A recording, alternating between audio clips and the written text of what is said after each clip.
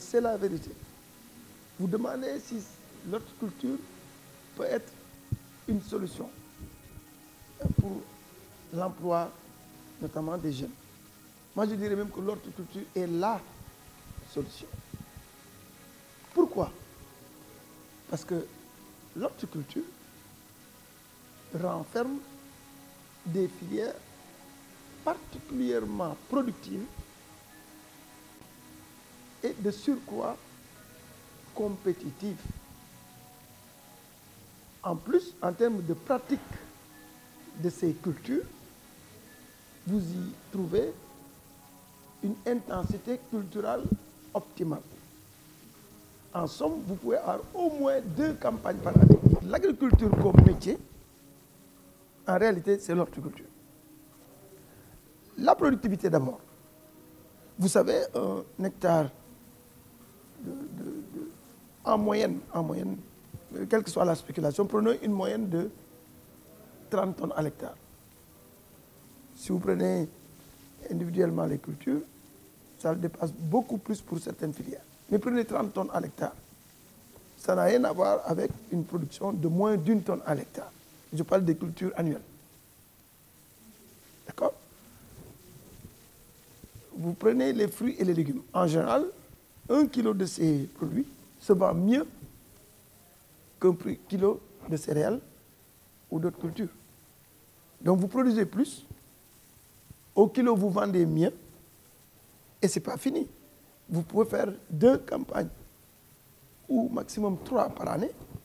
Ça veut dire que si vous voulez gagner suffisamment dans l'agriculture, en réalité, c'est dans l'horticulture. C'est à l'horticulture qu'il faut se mettre.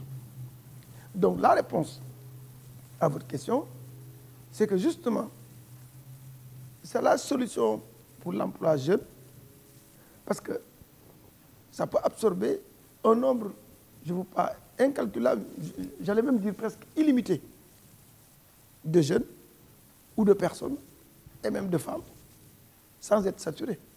Même l'industrie dont on parle, on a beau dire qu'elle absorbe, elle crée beaucoup d'emplois, c'est la vérité.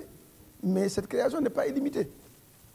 Vous êtes dans une usine, au bout de quelques mois, on vous dit, on a fait le plein. Mais vous n'attendrez jamais, en tout cas je ne le pense pas, dire que l'agriculture est saturée.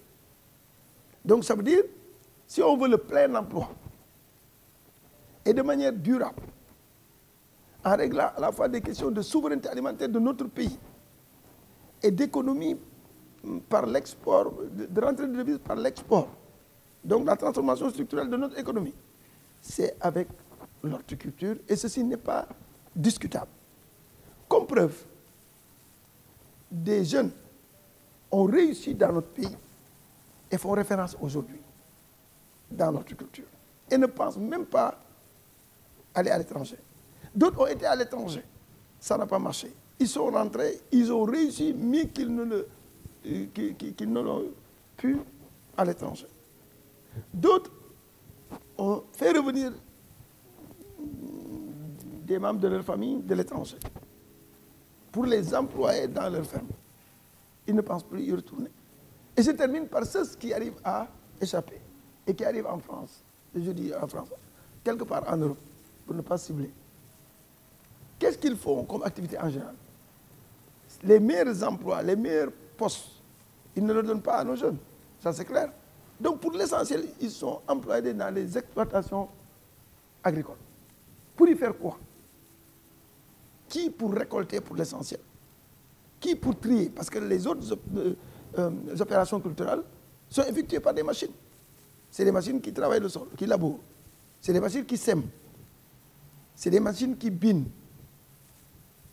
Souvent, dans certains cas même, c'est des machines qui récoltent.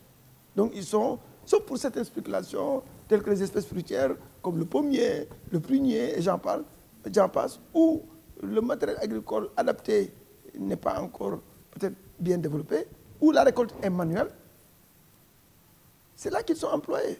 Je n'invente rien. Donc, dans l'horticulture aussi, mais chez autrui.